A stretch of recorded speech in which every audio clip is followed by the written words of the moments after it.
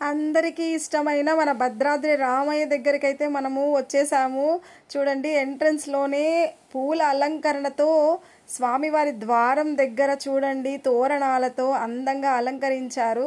ఇలా నవరాత్రులు అయిపోగానే నాకు భద్రాద్రి రామయ్య గారి దర్శనం కూడా నాకు జరగడం అనేది చాలా అదృష్టంగా భావిస్తున్నాను. ఆ శ్రీరామదాసు గుడి నిర్మాణం చేయకముందు శ్రీరామచంద్రుల వారికి, సీతమ్మ వారికి పూజలు చేస్తూ రోజు స్మరించిన అపర భక్తురాలు ఈ దమ్మక్క అన్నమాట. ఈవిడ ఆయనకు అపారమైన భక్తితో పూజ చేసింది. తర్వాతనే గుడి నిర్మాణం అనేది రామదాసు వారి చేత నిర్మించబడింది అనమాట.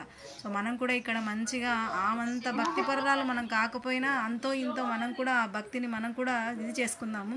నేను చూడండి ఎంత సంతోషంగా వస్తున్నానో, ఎందుకు తెలుసా, గర్భగుడి వరకు నీళ్ళు నన్ను మా ఫ్రెండ్ని ఇద్దరిని తీసుకొని వెళ్ళి మంచిగా అర్చన చేపించింది. ఆ స్వామివారు కూడా ఆ రామయ్య వారి ఒక గంధాన్ని ఇలా తీసి నాకు చేతిలో పెట్టారు.